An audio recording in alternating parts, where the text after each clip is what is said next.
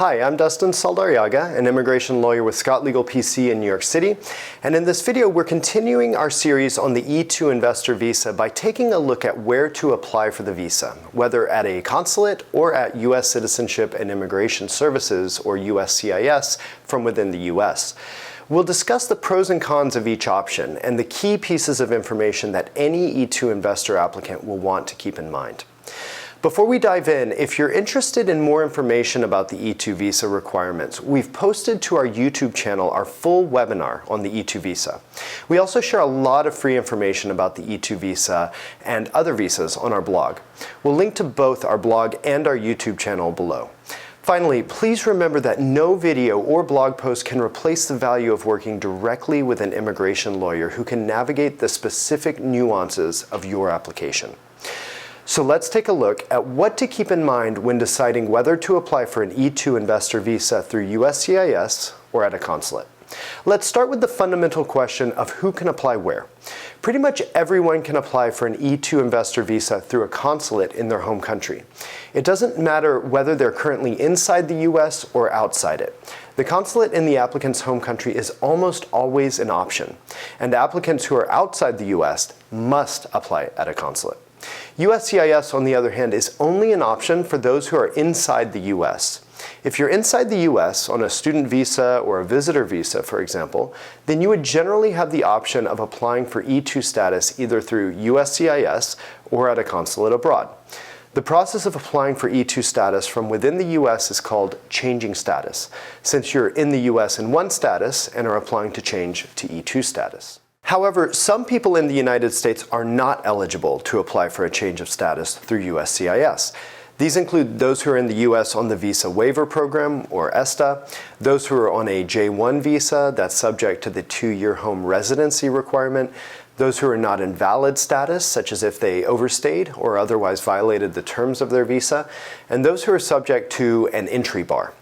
All of these individuals must apply for an E-2 visa through the consulate in their home country. Additionally, those who are in the U.S. may also be able to apply through the U.S. consulate in Toronto. The consulate in Toronto is an option for non-Canadian citizens who are residing in the United States. Residing in the U.S. includes living in the U.S. on a non-immigrant visa, such as a student visa, for example. It's not limited to those who are permanent residents in the United States. If you've been residing in the U.S. and will continue to do so at the time the E-2 application is submitted, you can usually submit your application to the consulate in Toronto. As soon as the individual's status in the U.S. expires and they leave the U.S., though, they would no longer be residing in the U.S. and therefore would be unable to apply for the E-2 visa at the consulate in Toronto. This is a good point to pause and highlight a critical difference between the consulate and USCIS. Only a consulate can issue an E-2 visa, which is necessary to travel into and out of the U.S. USCIS cannot issue a visa. They can only grant status. This allows the person to remain inside the United States, but as soon as they leave, they'll need a visa to re-enter. And a visa, as we mentioned before, can only be issued by a consulate.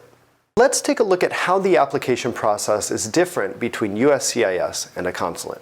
The first step to apply for the visa at a consulate is to complete the online DS-160 form.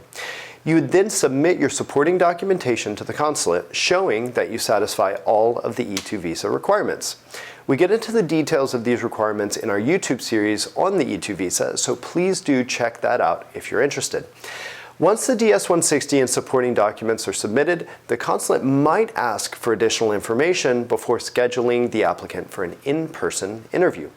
The interview gives the officer an opportunity to ask any questions they have about the investor or about their E-2 business, and the officer will usually approve or deny the application at the interview.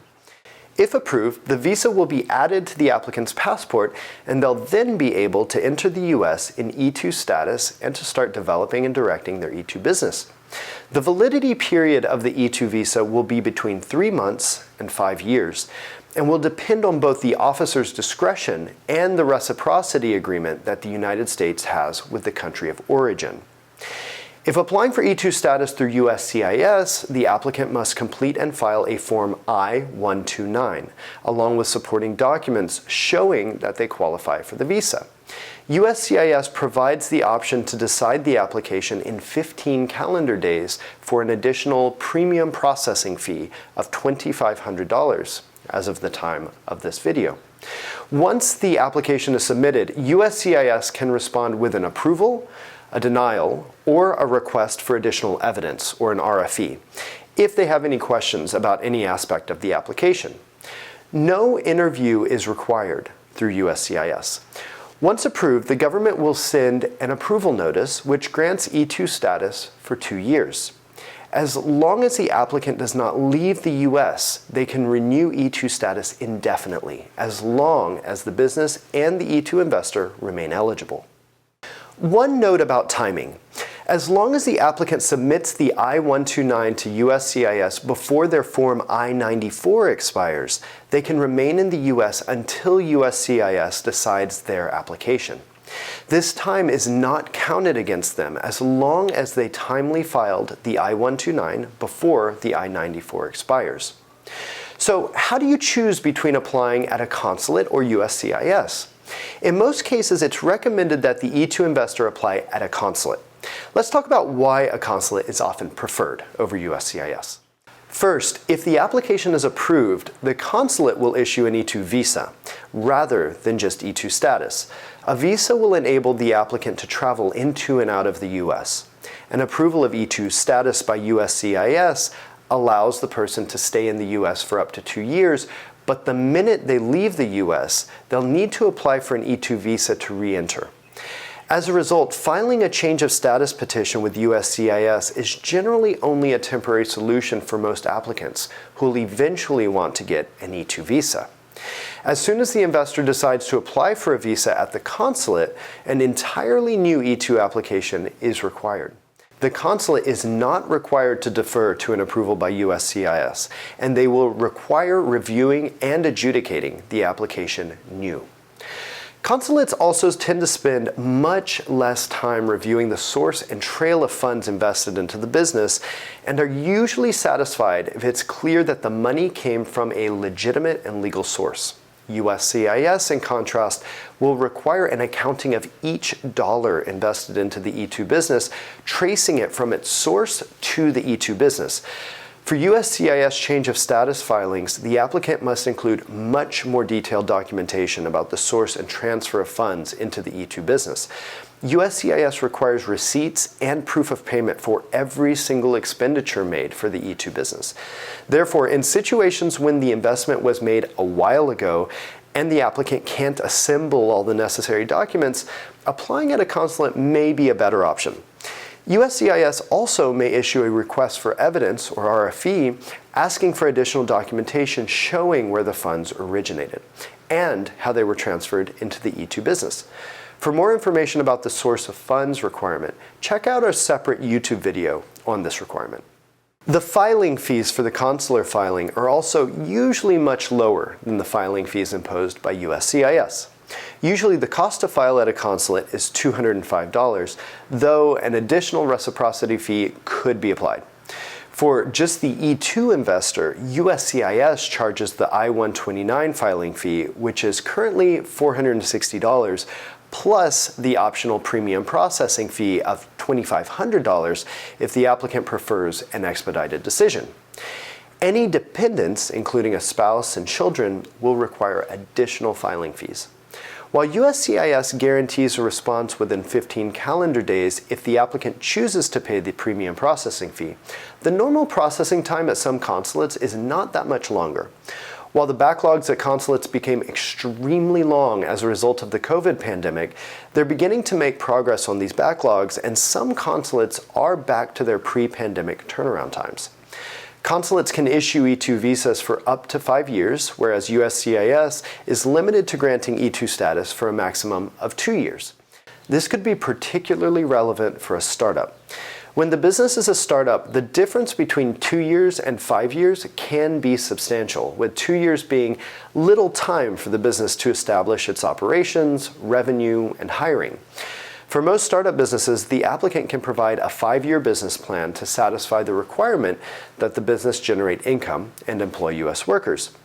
The consulate would then typically provide a visa with a 5-year validity period, giving the applicant 5 years to achieve its projections.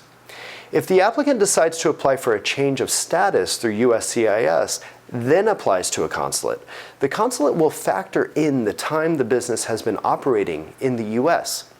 If the first 2 years have not gone as planned, which is common among startups, which could require more time to get off the ground, this could count against the application, causing the officer to question whether the business is likely to achieve its income and hiring projections.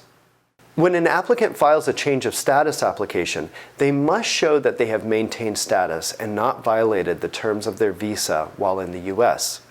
This gives USCIS a broad opportunity to question whether the applicant has maintained status.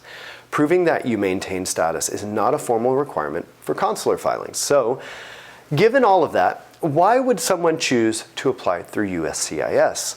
Well, there are a number of good reasons. First, we saw a huge increase in the number of E-2 applications filed with USCIS as a result of the COVID-19 pandemic.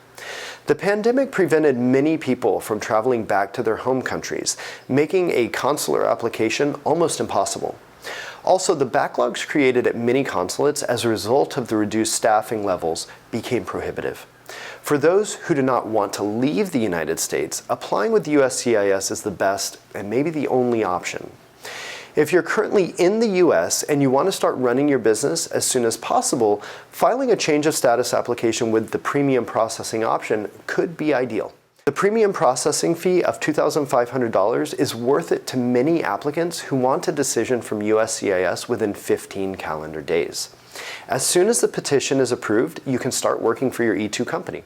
Even if you choose not to pay for the premium processing service, as long as you file the change of status petition before your current status as stated on your I-94 expires, you'd be able to stay in the US, but not work in E-2 status for as long as the change of status petition is pending.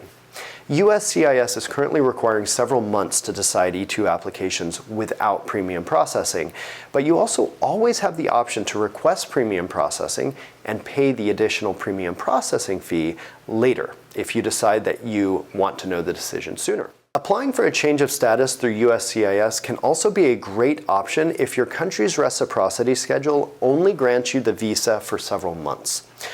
Remember that the amount of time the visa is issued for depends on the reciprocity agreement that the United States has with the home country.